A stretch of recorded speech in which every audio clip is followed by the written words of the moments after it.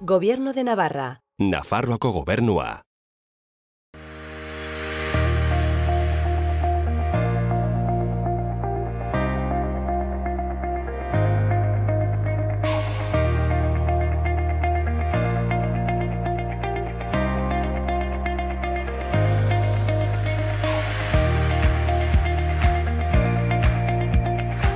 Kaixo eta ongietorriak gaurko saiora.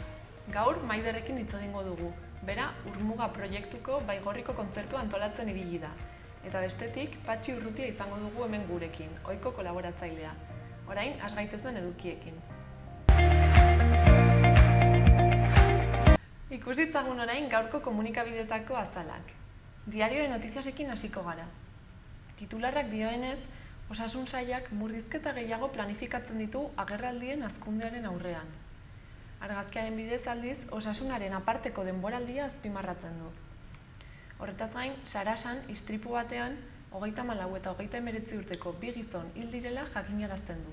Eta gaia aldatuz, 3 eguneko gailurraren ondoren, Europar Batasuna ez dela itun bat lortzeko gai izan ere jasotzen du azalean. Bestalde, salmenten beherakada handiaren ondoren, ardi sektorea berreskuratzen ari dela aipatzen du Notiziasek. Eta bukatzeko Juan Marse, 20. mendeko eleberriaren berritzaile handia hil dela nabarmentzen du. Diario de Navarrara pasako gara. Titularrak COVID-agatiko telefono bidezko arretak Nafarroako osasun zentruak usten dituela dio. Argazkian, Notiziasek bezala, osasunaren ikasturte bikaina goraipatzen du. Bestalde, Iruñeko taberna eta aretoei maskarak ez erabiltzeagatik salaketak ezarri dizkietela jakinarazten du. Baita Europak ezin duela funts eta diru laguntza txikiagoekin akordiorik itxi ere. Azkenik, Sarasan aurrez aurre talkagin ondoren, 34 eta 39 urteko bi nafar hil direla jasotzen du gaurko egunkari honek azalean. Gararekin jarraituko dugu orain. Titularra, kasuen gorakadak Euskal Herrira apirileko kotetara ekarri duela da. Argazkiarekin aldiz, Errealaren Europarako bileteak Euskal kanpainari amaiera bikaina ematen diola nabarmentzen du. Bestalde, analisi bat eskaintzen du gaurko garak, Urkulluren garaipena Barzinaren ispiluan ikusita. Horretaz gain, krisi eta gerra egoeran dagoen Sirian egindako hauteskundeetaz ere mintzatzen da egunkari hau. Gainera, migranteen erregularizazioa exigitzeko egindako mobilizazioei ere tartea eskaintzen die. Eta bukatzeko, bakantzak eusko egitasmoa abian dela aipatu eta honen inguruko erreportaia dakar gaurko garak. Euskal Herria irratiarekin bukatuko dugu. Albiste nagusiak Iruñean elkarretaratze batean migratzaile guztien erregularizazioa eskatu dutela nabarmentzen du. Horretaz gain, komunikabide honek Euskal Herria Bilduk uztailaren 6ean udaletxean jarritako zapiaren aurka helegitea aurkeztu duela ere jakinarazten du. Eta azkenik, kulturako Bianako printzaren saria Carlos Cánovas argazkilariarentzat izan dela jasotzen du orrialde nagusian. Udalerrietako albisteak ikusiko ditugu. Barainainen, txontxongilo jaialdia irailaren 18tik 20ra ospatuko da, Nafarroan nazioarteko bakarra, eta testuinguru horretan onartuak izan dira jada jaialdiarekin batera urtero abian jartzen diren haur eta gazteendako lehiaketak. Barainaingo ikastetxetako eta institutuetako ikasleak animatu nahi dituzte udaletik parte hartzera. Lanak aurkezteko epea, azaroaren 27an ostirala amaituko da, eta lanak kulturetxeko atezaintzan aurkeztu beharko dira goizeko ordutegian. Antxoainen bestalde 3 deialdi zabaldu dituzte. Lehenengoa, udal igerilekuetako urtengo udako denboraldiaren abonamenduetarako gizarte laguntzak ematekoa. Bigarrena, udalak antolatzen dituen hezkuntza, kultura, kirol eta gizarte arloko ikastaro eta jardueretan parte hartzeko gizarte laguntzena. Eta azkenik, 2020 ikasturteko euskarazko udako kanpaldietarako diru laguntzak emateko deialdia. Arangurenera pasako gara orain. Han, udako jarduerak antolatu dituzte aurrentzat. 2007 eta 8 urteetan jaiotakoentzat, abuztuko astearte eta ostegunetan izango dira, 10etatik ordu batera. Hipika, kaiak, krokodromoa eta bestelako ekintzak egingo dituzte, eta izen emateko epea zabalik dago asteazkenera arte. Erroldatuentzat 40 euroko kostua izanen du eta 60koa besteentzat. Gainera, beste talde bat ere egingo da, 2004, 5 eta 6ean jaiotakoentzat. Talde hau asteazken eta ostiraletan elkartuko da. Horretaz gain, abuztuaren 5ean, Baztan Abentura Parkera ateraldia antolatu dute. Horretarako izen ematepea ere zabalik da asteazkenera arte, eta prezioa 15 eurokoa da. Bukatzeko eta gaia aldatuz, Aranguren Ibarreko udalak bat egin du Mi Pueblo Sin Basura ekimenarekin. Gure herrien eta natur nahiz landa inguruneen balioa uda honetan nabarmentzeko ekimena da. Naturan hondakinik batez ere ez izatea lortzeko, bereziki eskularruak eta musukoak ez botatzeko. Iruñearekin amaituko dugu. Gaurtik eta irailaren 4 arte irabazi asmorik gabeko elkarteek, kultur entitateek eta gizarte eta kultur entitateek Zibibox sareko guneen lagapen iraunkorra eskatzen halko dute, 2020-2021 ikasturtean jarduerak egiteko. Aurten, eskabidea gauzatu eta emateko Zibiboxetako kudeak eta langileekin aurretiko hitzordua eskatu beharko da, uztailaren 20tik aurrera, baita eskatutako agiriak entregatzeko ere. Informazio eta argibide guztiak Iruñeko udalaren webgunean kontsulta daitezke. Ikusitzagun gaurko eta biharko eguraldiaren iragarpenak. Gaurkoan beroa pixka bat arinduko da. Goizean giroa eguzkitsua izango da, baina mendebal ipar mendebaldeko haizearekin kostaldetik behe-hodei batzuk ager daitezke. Arratsaldean barnealdeko mendi inguruetan bero-hodeiak ere garatuko dira. Temperatura maksimoak jaitsi egingo dira, bereziki Kantauri isurialdearen barnealdean. Ebro Ibarrean aldiz berriz ere 35 gradu ingurura iritsiko dira termometroak. Bihar udabeteko giroarekin jarraituko dugu, baina ezegonkortasuna areagotu egingo da arratsaldean. Hodeiak ugariagoak izango dira, eta arratsaldetik aurrera batez ere zaparradaren bat bota dezake eta ekaitzak ere jo dezake, bereziki barnealdean. Goizean aldiz giro lasaiagoa espero dugu, ostarte zabalekin. Haizea ahul eta aldakor ibiliko da, eta arratsaldean iparraldetik finkatuko da. Temperaturan ez da aldaketarik izango, baina barnealdean zertxobait igo daiteke. Ikusitzagun orain gaurko efemerideak. 1923ko uztailaren 20ean, Pancho Villa, Mexikoko iraultzaren buruzagi garrantzitsuenetako bat asasinatu zuten Parralen. Gainera, gaurko egunez ere, baina 1979an, Apollo 11 ontzia ilargiratu zen, eta 6 ordu eta erdi geroago, Neil Armstrong eta Buzz Aldrin ilargian oinez ibili ziren lehen gizakiak bihurtu ziren. 4 urte beranduago, 1973ko uztailaren 20ean, Bruce Lee borroka arteetako maisua, aktorea, filosofoa, zinemagilea eta Jeet Kune Do borroka artearen sortzailea hil zen. Gainera, 3 urte beranduago, 1976an, Mayorga Ramirez, Eako nafar politikaria jaio zen. Eta azkenik, gaurko egunez ere, baina 1983an, Barbara Goenaga, gipuzkoar aktorea jaio zen. Koronavirusa prebenitzeko gomendioak. Sarri garbitu eskuak urarekin eta saboiarekin.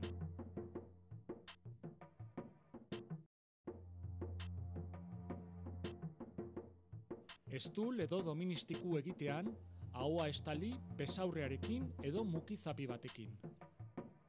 Botatzeko mukizapiak erabili, eta ondoren zakarrontzira bota.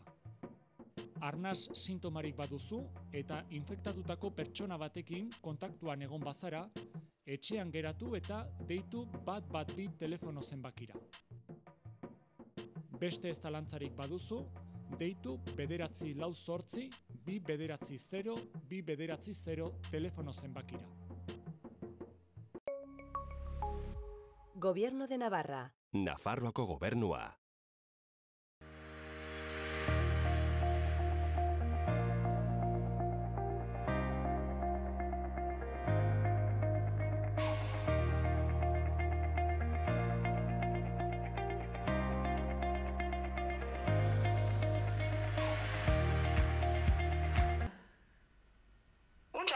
Vale. Bai. Kaixo, Maider, zer moduz? Egunon, darazu? Ongi ere. Zu Urmuga proiektuan ez, zabiltza pixkat hor sartuta eta zer aldi guztu kontatu proiektu honi buruz? Zer da Urmuga? Ordean, bai, ni sartu nintzen proiektu hortan Basaizaren bidez. Miguel Severio, Etinkarnatuseko zuzendaria zintzen urbildu zen gure gana, eta proposatu zaukun Baigorrin kontzertu baten eskaintzea, eta gero pixkat zer den urmuga da Miguel Zederren proiektu bat, berak uztartu ditu bere bi pasioak, musika eta mendia, eta beraz zeharkatuko dute mendiz mendi Euskal Herriko parte haundi bat, 15 egunat, ez baniz trompatzen, uztailaren 14tik agurrilaren lehenera, eta beraz Baigorrin geldituko dira uztailaren 26an kontzertu baten emaiteko. Eta kontzertu honetan ze talde edo nork joko du? Beraz, kontzertu aski potoloa izanen da, azken finean. Beraz, izain da Etinkarnatus Orkestra, Orfeo Orkestra, eta gero gomita gisa diren dira Inaute Logieta, Mikel Urdangarin, Niko Etxart, Sendarineko Aizpak, Eltzegorreko kantari batzu ere, eta Baigorriko gaiteroak ere hori izanen dira. Orduan jende askok ez, eta nola egingo duzue segurtasuna mantentzeko eta distantziak eta kontu horiek? Beraz, hori izan da pixkat gure kezka handiena azken finean. Den atxemaitea lekuak Baigorrin, zein den jende kopuru aski potentea sartzen ginuen. Beraz, eta nahi ginen alere izaitea, pixkat ispiritu horretan ere naturatik eta leku pixkat zinez edek batean eskenitza olako kontzertu bat. Eta nuratu zauku etxauzian egitea. Baina, beraz, ere izan behar dugu jabeen baimena eta azken finean baimena eman dute. Eta etxauzia da gaztelua, baina etxauzia da ere duen parke handia gazteluaren inguruan. Beraz, kontzertua eginen da, esenatokia izanen da gazteluaren aintzinean, baina gero bada parke guzia, zeintan distantzia neurriak respetatuz ere jende kopuru handia sartzen dugun. Orduan izango da aire librean kontzertua? Izanen da kanpoan, hori da. Kanpoan izanen da, eta ez dia balitz, ez dugu atera biderik. Egia ezan, euria balitz, neusnaz behartuak izanen gira eztatzea. Animaleko euria balitz, Balimada, euri pixka bat, edo hor atxe mantenduko dugu, eta bakotxak ekarri duzala bere burua babesteko zerbait. Animaleko euria balitz, hor eztatuko binuke. Orduan, eguraldiari begira ez, arituko zarete egunero, ea sorte hona dagoen? Junto hori da, ari gira egunaz eguna, soiten. Eta sarrerak eskuratzeko, nola egin behar da?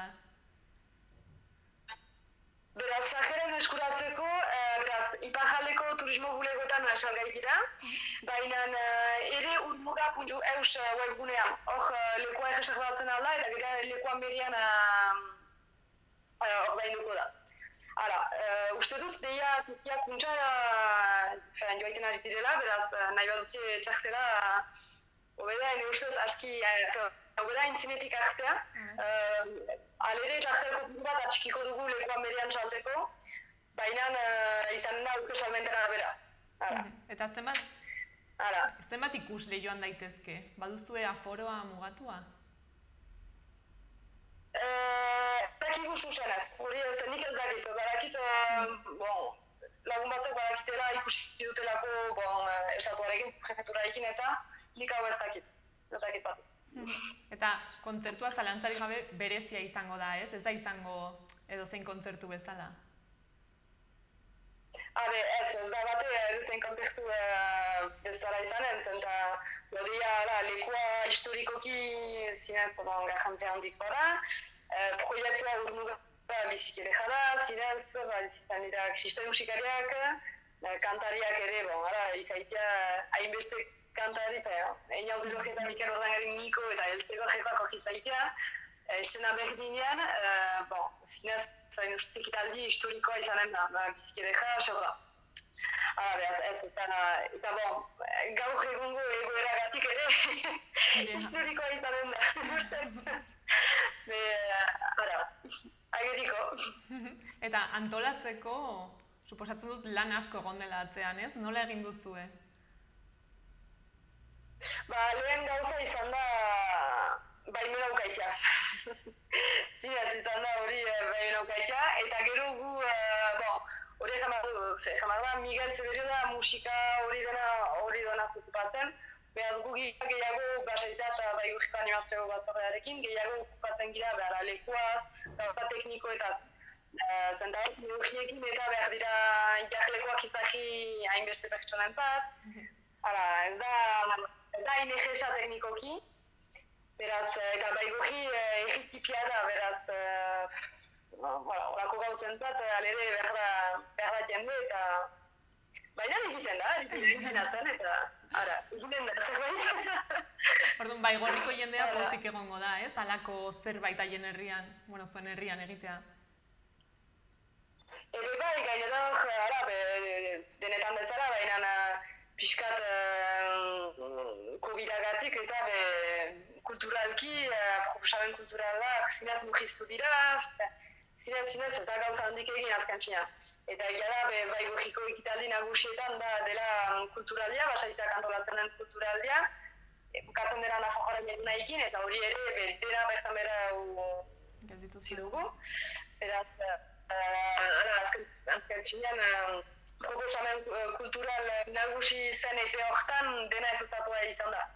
Beraz, holako proposamen batekin behiz eta hortzea, zinez hon egiten du, plazer egiten du, eta egia da, egitaren biziki konten direla, zinez.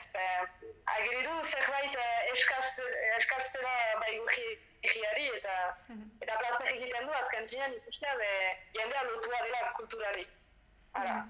Eta gero, kontzertu hau eta gero, badakizu ea mendi bilaldiren bat egingo den han inguruan?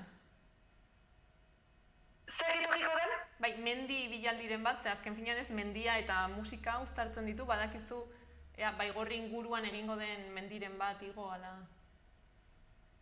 Bai, badakitz egiten dutela hori menda iratin.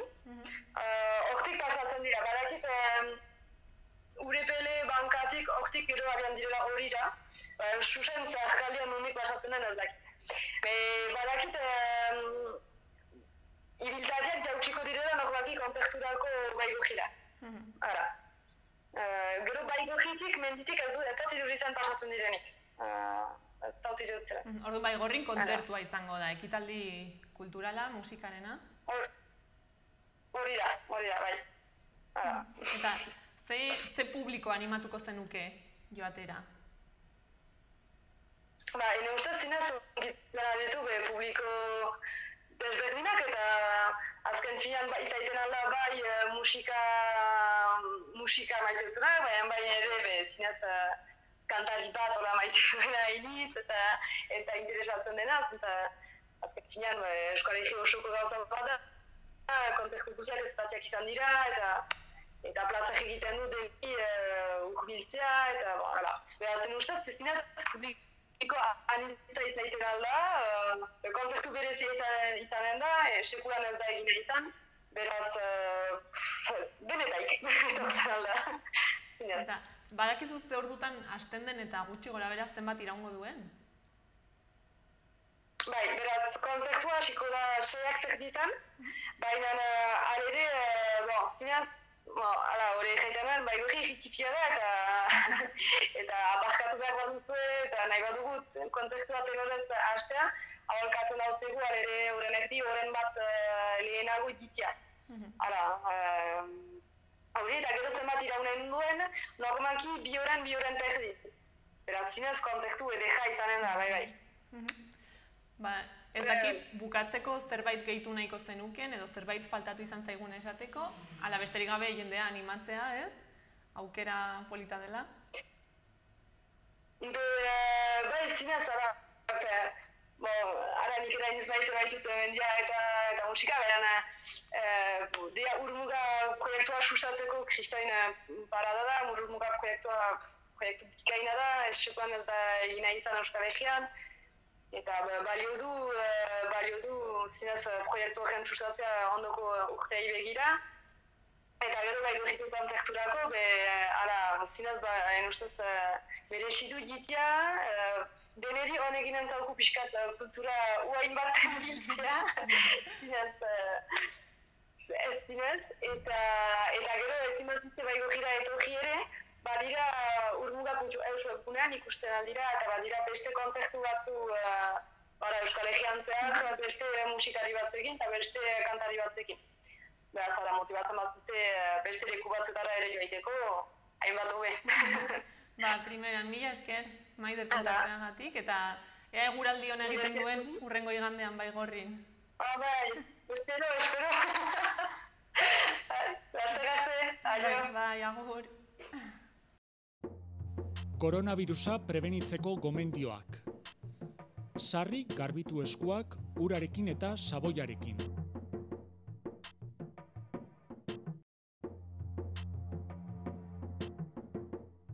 Estul edo doministiku egitean, ahoa estali besaurrearekin edo mukizapi batekin. Botatzeko mukizapiak erabili, eta ondoren zakarrontzira bota. Arnas sintomarik baduzu eta infektatutako pertsona batekin kontaktuan egon bazara, etxean geratu eta deitu 112 telefono zenbakira.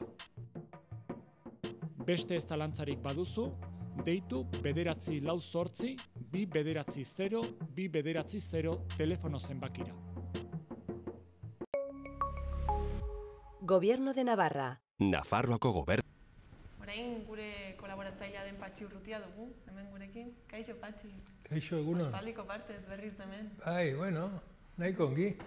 Ongi, pasa dituzu hilabete hauek. Bai, lasai. Gain ditu hauek ere. Zuek? Bai, baita ere. Eta suposatzen dut orain izango dituzula gai pila bat, ez? Komentatzeko. Bueno, gaia beti izaten dire, normalean, baina, bueno, orai ere badire zenbait potolo, eta, bueno, uste dut ere eztabaidarako asko ematen dutenak. Hori inguruan erituko gara, nahi baduzu? Bai, noski. Hortan etorri zara, ez? Bai, karo. Zuek galditen zinutenari erantzutera. Azken boladan zeri buruz egon da asko hitz egiten. Adibidez, erregeari buruz, ez? Asko bila komentatzen. Bai, bueno, modan dago orai, erregearen gaia. Bueno, problema ez da orai sortu den arazo bat dela hau. Hau aspalditik datorren ustelkeri kasu handi bat da. Ustelkeri kasu handi bat erraten dutenean da, ez dakitelako oraindik guk zertarako behar dugun errege bat. Erregearen figura zertarako demonio daukagun, eta erregea zertarako dauden. Erregea, zu sortzen zarelako alde batean, edo etxe batean, edo ama baten gatik, zu erregina zara, edo berzenaz, ez zara deus. Bueno, horrek ez du gaurko egunean, edo giza zentzu batean horrek ez du zer justifikaziorik. Hoi desagertu behar den zerbait. Gehiago hemen, hemen dena falsukeri baten gainean eraikia izan da, ez? Alde batetik, gaur dugun erregea ez zuen hor beharko, lehenik, erregetza Frankok ekarri zuen, Frankok aukeratu zen erregea, eta hori ez da demokrazia, diktadore hiltzaile ikeragarri batek. Horrelako zerbait egiten duenean, horrek ez du zentzuik ez belarrik, eta horren erabaki bat errespetatzea, hori da, estakeri hutsa. Eta hori da egiten duguna, monarkiara defendatzen dugunean. Bigarren gauza, errege beharko zuen bere arreba izan. Zerengatik bere arreba da, lehena da zaharrena, eta zaharrenari, baina nola emakumea zen eta gainera falta du pixka bat, bi gauza horiek tartean hartute, baztertu zuten, ez? Eta ze pasten da, gezurrian egin zuten, gezarrian erran zuten demokrata zela erregea, egun batez zen fascista hutsa. Principios del movimiento delako horiek onartuak zituen, sinatuak zituen berak, eta bat batean demokrata bihurtu zen, eta errege demokratikoa bihurtu zen. Suarezek erten du argi eta garbi, eta grabazio bat badabil egun hauetan gainera interneten bitartez, erran ez non Suarezek erten zuen, ezin zela referendum bat egin monarkia edo republika, zeren eta, republika garbituko baitzuen horrelako eztabaida batean. Torri zen, Otsailein 23 erantzuen erregea salbatu zuela, erregeak antolatua zuen edo erregea zagon salsa guzian sartua tejerokin, tejerokin ez armadarekin, sartua zen salsa horretan. Erregetzak zerbait balime da ustelkeria, falsukeria eta gezurra. Eta bertze aldetik gainera, orai egun hauetan, orai Kristo guztiek jakiten ari dena aspaldion bagenak eguna, eta hemen haunitzetan hitz egin duguna, da lapurreta. Lapurreta eta Estatu Espainiarreko biztanle guztien aberastasunak beretako, bere kapritxotako, bere biziotarako erabiltzen ari dela edut. Lapur borobila. Hau aski espalitz, eta azpimarratu behar dugu, eta karo, hemen prentsan agertzen ez dena, badirudi ez dela existitzen. Eta gainera, bueno, prentsak denak menperatzen ditu eta kontrolatzen ditu. Baina badagau gauza bat, argi eta ozen erran dutena eta erran behar dutena hemen. Hau hiltzaile bat da. Unek hiltzuen bere anaia. Buruen tiro bat emanta. Hortzegun zaindu egun batez. Lisboan, bueno, Portugaloko herri baten bereien non bizi ziren. Eta hau da gure erregea. Eta hau nahi digute saldu, bueno, como desecho de virtudes. Virtute guzietako ama baliz bezala, erregetza eta erregearen inguruan dauden gauza guztiak. Eta hori azkenean konturatu dire, ja, bueno, badago beste anekdota bat ere, eta hau bere egunean argitu zen, baina geroztik ez dute gehiago nahasi. Polonian zegoen eta gantzuten erdi zoologiko batera, eta, bueno, pues berote, eta eskatu zen botile bat Ginebra, eta Ginebra eman zion katilu batean edo beltze batean hartza bati, han preso zagon hartzari eman zion, eta hartzamak mozkortu zen, eta hartza mozkorra eta tiro eman zion hartzari, bere balentria izan zen hartza mozkor bat hiltzea. Horrelako astakeriak egiten zituen, horrelako ergela, ergela bat besterik ez da. Eta badago beste datu bat, eta eske interesatzen zaizkien berria bakarrik azaleatzen dituzte. Horai dela ja 8 bat urte edo 6 bat urte, Forbes da revista bat non agertzen diren munduko aberatsena zeintzuk diren. Eta, bueno, pues baditu bere akatsa handiak ez, baina, bueno, baditu bere guk ez ditugun informazioak ere. Eta orain dela urte batzu ja, erraten zuen, Estatu Espainiarreko erregeak bazituela 1.800 milioi euro. Eta kontutan hartzen balen badugu, errege egintzelek ez zuela espainolo bat erosteko dirurik, atera kontua nondik demonio atraduen dena. Eta badakiguna eta beti erran izan dena da, bueno, petrolio barril batengatik komisioa, guzietatik komisio bat berak ukitzen duela. Bueno, pues hau da, orai, salbatu nahi dutena, eta orai gaztea, omen da, ez da izerta gaztea da orain malkurrago, honek ez du fundamentoik, eta gainera ez du zentzurik, eske erregea ez du zentzurik, baina zentzurik ez izatea zaparte, eske hauek ez dute inolako neurrik ematen. Esazu latonta jartzen badute regina bezala. Nola joan gau gintezkegu, erren nahi dut hor, pues horrelako gauzak dire, eta bueno, pues hoi behar ditugu sinetxi gezurrik handienak, eta hoi ezin dugu. Y el tonto, el preparau, erten zutena, prestatu ezagola, pues hau, kanpora eta hain preparau balimeda, bere larpatuko du lana. Edo besteaz, Pepinoi askidio ertia eta Pepino bilatuko dio lana IBS-eko enpresekin solastuta gero. Orduan, berri hauekin ez, ibili zara hor pendiente. Bueno, bere bada, Martínez Ingles delako lehen Federación Democrática Militar, ez horako zerbaitetan ibilia, torre baditu bizpiru liburu idatziak, eta ere nego harpatu nuen, denak argitaratu atako azkeneko artikula, eta bertzetan entzuten ez den gauzak eta hemen erraten ditutenak, denak normalean horri hartuak diozka, horrek asko ikertu du, liburua baditu idatziak horren inguruan, eta horrek erraten ditu gauzabek. Eta harritzekoa da, inork ez dio oraindik nolako neurrik eskatu, osea, horrek erran nahi du, ongi ziurtatze, egia ongi ziurtatu dela berak erten duen gauz guzti horietan. Eta, bueno, erregeaz gain, ere asko hitz egin da ez, Europan egiten ari ziren gailur. Claro, baditugu arazo asko, guk ordaindu egiten ditugu, baina guk ez ditugu provokatzen arazoak, baina gero guri konpontzea tokatzen zaigu, ez? Eta horrei, bueno, pues, krisia bazegoela, krisia beti izaten da.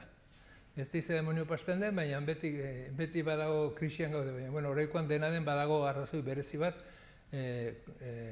koronavirus da hau dela tartekota, eta hor daude Europar buru guziak juntatuak eztabaidatzen, ikusteko jazen nolako laguntzak banatzen aldituzte estatuetan, bizimodua gobetzeko eta krisiari aurre egiteko, ez?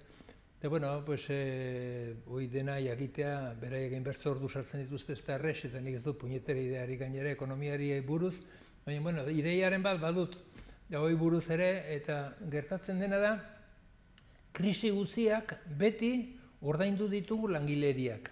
Langileriak, jendexeak, normalak, arruntak, baina diru handiz daukatenak eta oso aberatsak direnak horiek ez dut inoiz. Alderantziz, beraiek xurgatu egiten dute. Krisitik aberastuak ateatzen dire beraiek, ez? Eta, bueno, pues orai ere, seguro horrelako zerbait direla prestatzen.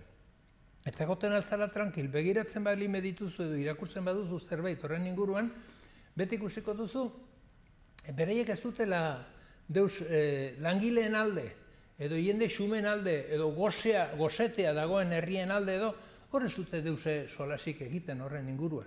Hoi bosta xola zaie. Beti langileen kontra doazin neurriak eskaintzen dituzte, eta orai ere, erenegu ikusten nuen, zer buru agertzen zena, eskatzen zutela, Holandak eskatzen zuela, pensioen jeitxiera, eta bertzeadetik ere lan reforma kaleratze librea edo debalde izetea. Nik orain arte ikusi ditutan, hor eztabaidatzen ari diren bi neurriak dira, bat pensioak oraindik gehiu zorratzeko, eta pensatu zen bademora daramagun pensioen duin batzuen alde borrokan, eta gero, PP-ek lehen hemen jarri zuen lan erreforma, hori berritzere berpizteko.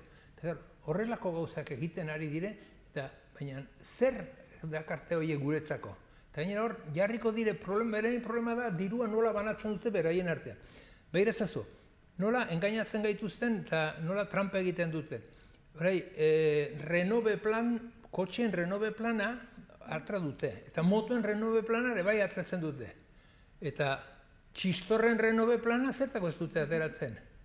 Karnizero batzuk dire oso aberatsak, ez dire multimilionarioak. Ulertzen duzu?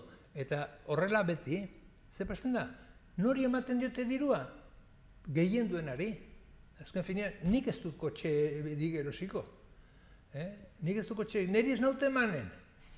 Ez dutelakoz kotxe bat erosteko, ez naute emanen. Eta erabiltzen dute hoi, aberatsei gehiago emateko. Eta inoiz baino kotxe gehiago saltzen ari diren momentu unten, eta gainera de gama alta. Kotxe karioak, ari dire saltzen zertaz, joder, Krispin laguntza dutelakoz. Eta, karo, gero ez dute, bai, ematen diegu ez dakit Andre Beltz bat etorri zaikune diumekin, eta horri dirua botatzen hori. Ez. Horrek eskubide guztia persona bezala ditu. Hemen eskubideak ez dituena da zu aberats bezala oraindik aberastu nahi duzula gehiago bertzen menpeetan, o bertzen mesedetan. Zuk lehenik eta behin, egin behar duzuna batzu mesedetan. Eta bertzenaz, utzi, baina hori daide gertatzen, eta hau dena ikusten dugu normalitatez. Eske daukagu prensa eta medio guztia nola bitere gure burua bideratzen dute nola pensatu behar duen edo zer kalkulatu behar duen edo zer erran behar duen eta sinesten dugu konturatu gabe, baina horrelako gauzetan hasi behar dugu ernatzen Luzi Urtubia erakusten dagoen bidetik eta horrelako batean ezin dute honi behintzat Luzi Urtubiaren izena honetek ekarri gabe, gizon miresgarria, Nafarrak eman duen gizon ospetsuenetek eta ondienetek bat izan delakotz eta eskolan justu ibilia, etzekien gaurko egunean gure ikasle dazkiten gauza eta egunetik 10 ere, baina gizon zintzua bizitzako unibertsitatean hazia, igelseroa, baina zen olako filosofia eta zen olako irakaspenak eta zen olako gauzak egin ditu bera bizi izan den denboran. Baina beti ideia batekin, zoriontasuna bertzeekin banatzeko eta aberastasunak ere beti denen bera eta beren inguruk jugoen esku guztiz. Inoiz ere beregan hartu gabe. Seguro PSOEko militante izango baliz, botako zutela berehala zergatik ez zuen ibiliko, hoi bere puertas giratorias edo horrelako zerbait egiteko, nahiz eta aukera guztiak izango zituen, ez? Horrek irakutsi gaitu bere 80 urteak arte izan dela zintzo, zorrotz, zuzen eta leial. Orduan pena, ez? Ikaraga, ganbearra zen, beste ganbearra garen moduan, baina nola baitere, nik uste dut ere, bai, galdu dugu, baina bertzealdetik ere importantea izan da horrelako ispilu bat izeti, eta nola utzi ditu liburu pila bat, eta altean komiki bat ere, bere irakaspenak edo jarraitzeko aukera edo berritzeko aukera izanen dugu, ez? Gainera gizon behar duzu jagin, munduko banku handiena zalantzan jarri zuela, txekeak eta falsifikatuz, eta azkenean bankuak negoziatu egin zen berarekin, eta bueno, pues ja, baina dirua horietzen beretako, diru hori zen, anarkistei, langilei, presoei, denen artean gero banatzeko eta laguntza eskatzen zuten guztiei emateko. Eta, bueno, gai hauetaz gain, ere, asteburu hontan ez, baztandarren biltzarra izan behar zuen. Bai, baztanen egiten den bestari zoragarriena, polita, parte hartzailea, gehien bat parte hartzailea, zerengatik herri guziak hartzen dute parte, herri guziak egiten dute karroza, herri guziak badute beren taldea desfilatzen duena, gero atxaldean, bazkari herrikoia, atxaldean besta, egun oso berezia, eta denen artean, euskalduna, nik uste dut hor azpimarratzeko dela, besta euskaldun bat dela, eta bertxaldetik ere herrikoia, nonbait ere jende guziak hartzen duelakoz parte, eta horrelako gauzak ez dira leku askotan ikusten, normalean gaurko egunean oso komertzializatu garenez, beti dirua edo administrazioak ordaindu behar ditu horrelako gauzak, hau berriz alderantzizkoa da, eta jaba dara mazki 50 urte baino gehiago, nik uste dut oso polita eta oso importantea ez, eta pena izan da, hola gertatu dela, itxura txiki bat izan zen, Amaiurren adibidez gaiteroak ibili ziren karrikan pasakailet bat egiten, eta, espero datorren urterako hau konponduko dela, egoera hau konponduko dela, eta aukerak izango ditugula berriz ere, egun zoragarrioi berriz ere pasteko, ez? Gainera hor ikusten dituzu normalean, ikusten ez dituzun jendeak, bastan osoa, lehen ertzen bordetaik ere, baserrietek eta denetek herrira etortzen da jendea, eta, normalean hor ibiltzen ez den, Erizondon ibiltzen ez den jendea, egun hortan ikusten duzu bai. Orduan urrengo urtera, esperan. Espero, datorren urtean hor ibiliko, maskarilla ere gabe, eta osasuntzure izango garela oraindik datorren urtean. Eta gero ere, Nafarroan, tuterako alkateak ez, esan du, zerbait, kurioso. Bai, alkateak erandu, gauza bezala, pixko egite erandu, atzo elkarrezketatzen zuten notiziasen eta letra hondiekin agertzen zen gainera. Yo respeto o me gusta el nafarroñez, pero no me gusta la bandera de los presos o la bandera de Euskal Herria. Claro, unik galdin beharko zaion lehenbizeko gauza, zein da la bandera de Euskal Herria edo zer da Euskal Herria? Denek ulertzen dugu, seguro erran aizuela ikurriña, baina bertzaldetik ez da Euskal Herriko bandera da, bai, Euskal Herrikoa, baina unek erran aizuen Euskal Herria, Nafarra ez dela Euskal Herria, kanpotik ekarritako bandera. Eta zuk ikusi dezakezu tuterako alkate jaun batek hain alfabetua izetea ez dakiela Euskal Herria dela 7 probintziz osatutako eremu bat, eta gizarte bat, noraino. Baina nola ez diote irakutsi, gainera gai, beraien partiduan gai potoloena da hau. Kezkatzen dien gauza bakarra da, Euskal Herria, Euskal hizkuntza, Euskal Herria, Euskal erabakia.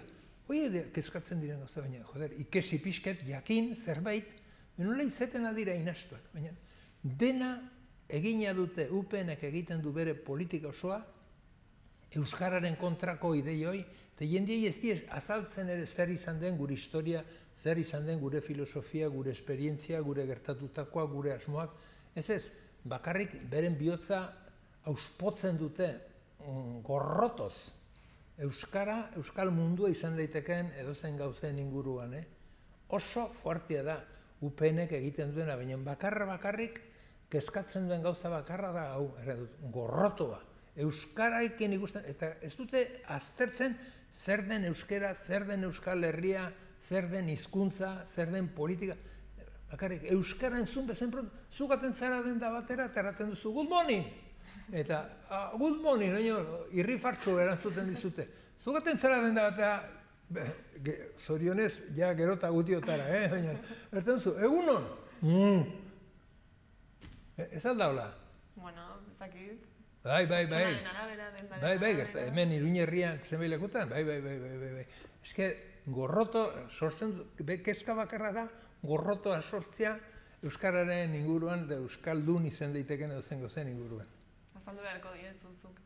Bidali beharko diozu eskutitzat edo zerbait tuterako alkateari. Igorriko diet ikesteko zerbait ere, Amaiurren datorren abuztuen 8an irekitzen dugula museoa, Begira. bai, museoa hor Gazteluan egindako horietan agertutako gauz guztiak, eta bueno, pues hor izan dute aukera gehiago ikusteko, jakiteko gure historia eta zer gertatu den, eta gainera ere zer asmo ditugun, eta Euskaldunek ez du hemen inor jaten, eta bueno, eta gure hizkuntza defendatu egin behar dugula, nahiz etu benek edozein astakeri erran, bueno, guk gurea defendatuko dugu, gurea delako, eta maite dugulako. Ez dakit, zerbait gehiago kontatu nahiko zenuken, hau ziren ez, pixkat gaurko gaiak. Bueno, gaurko gaietan, ez dakit gaur baden, ez dago hor daude, bueno, hori futbolian daude, goiti, beiti, nola? Koronavirusa. Bueno, bai, koronavirusa, bai, karo, gaia, bai. Bueno, oita goizko, koronavirusi buruz, nik ez dakit deuz. Bakizu zer, atzo endaian, plaian, errandi datenez, inorketzuen musukoik erabiltzen. Hemen legez egina. Bueno, gaur iparraldean jarri dute legez ere erabiltzea. Han eta hemen gauza desberdinta. Nola ez dira ados jartzen, deus ez dakigunok, ez daitu nolabait ere gure sinismena edo ziurtatzen dene batera proposamen berdina eginez. Ez dut erten nor duen arrazoia edo nork ez dut puñetera idearik, baina denek ados jarri daitezela, horrek motibatu egingo gaitu eta gainera seriotasun gehiago emango die bereiek egiten dizkiguten proposamenei. Eta bueno, pues horrela gozait. Eta claro, nik uste dut, eta zenbaitzuk askok ere, nire konfiantzia askok ere eraten dutelakotz, mundu uni animeleko zafraldiak ematen ari gara. Bueno, pues astakeriez, astakerien gain. Gure naturare aldatzen ari da. Horai, jendia ez dabil mendian, abereak ez dabiltzan mendian laso. Eta gero eta gehiago basoa nagusitzen ari da leku guztietan. Bertzaldetik berriz, ustelkeria, zikinkeria eta porkeri guztia gero eta hundiago da. Iztenteko ere, ez da errekako ure edaten alko dena antibiotikoz gainezka dagoelakotz. Eta bueno, pues hori berian Segoviako edo Soriako ikullo joite 2000 behi egin nahi dutena. Horrek inguru guztia ustelduko du. Eta horrelako gauzak egiten ari gara, eta nik uste dut, hasi beharko genukela dena den murrizten, horiek denak, eta naturarire deskansu pixket emanez, azken finean gu ere asko aritzen bagara lanean nekatu egiten gara. Eta natura ere lanean aiazten bali medugu neurritik kanpo, pues hor ere izango ditu arazoak, sortuko zizaiezka, ez? Eta nik uste dut oso importante dela, baina, karo, negozioa da importantea. Hemen denen nahi dute negozio eta berela berastute. Bueno, ez da posible. Eta ez da gizak gertatuko den, baina ez bari meditugu neurriak hartzen, unek itxura txarra hartuko du, Lehen gauzak askoz ere banatuko ziren, denetaik bazegoen, ez dakit, baina orai piletzen ari direzuk ikusten dituzu ikullu handi horiek edo, eta ez da oso fuertea, ez da gizertan geldituko dene, baina... Igual pentsatzeko modua, ez? Bai, eta bakarri da dena negozio, eta dirua irabazi gerta, filosofia hor, dena, diru, askoz ere gutxagorekin bizi gaitezke, ez? Eta nik uste dut, bueno, dirudiene hemen agintzen dutenak hortan dabiltza, eta dirua da, ustelkeria da, niri gaur goizean entzun dudana Pepino delako horrena hoi egiten, ustelkeri utza, errain dut. Gero, ministro zelaik, hasta, me juego la piel por este país, me cago en 10, eta biraunean lapurretan behetako, ni país ni puñetas, nire sakela eta nire kapritxuak ez. Oso fuertea da. Eta, bueno, filosofia horrekin ari gara gure ingurua azten, eta, bueno, filosofia horrekin segitzen bali medugu horraino iritsiko gara, ez? Baina, bueno, espero Luziok erraten zuen bezala, gazte izan nahiko nuke berriz ere mundu hau aldatzea badagoelako. Eta hor nahi dudelako zen ere indar guztia jarri buru belarri. Eta, bueno, pues guk ere horrelako zerbait erran beharko dugu eta pensatzen hasi beharko dugu Luzioren bizimodua defendatzeko eta beren oroipena goraipatzeko. Mila esker, Patxi etortzeagatik. Bai, zuei, badakize beti presnagola honet etortzeko sola txiki hauek hemen zuekin izateko. Hurrengoan gehiago. Vale. Ongi izan. Vale, igualmente. Aio. Koronavirusa prebenitzeko gomendioak. Sarri garbitu eskuak urarekin eta saboiarekin.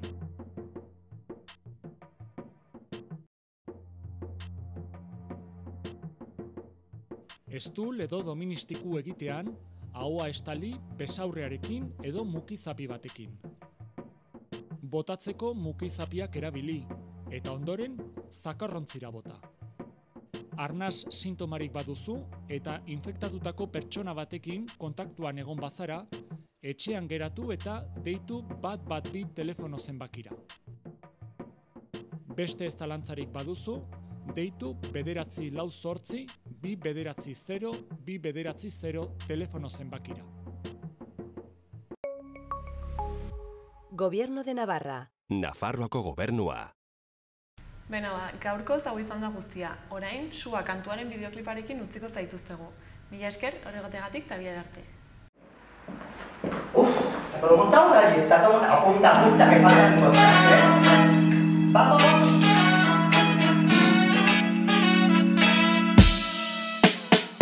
Nere ondoan, zaudenean, orduak azkarrago pasatzen dira. Zaidazu nola ikasten den. Denbora gelditzen, ta egunak iluntzen, batez ere inork ikusi ez dezan, gure begiek diotena sekretuan. Zua dago gure artean, zua dago gure artean.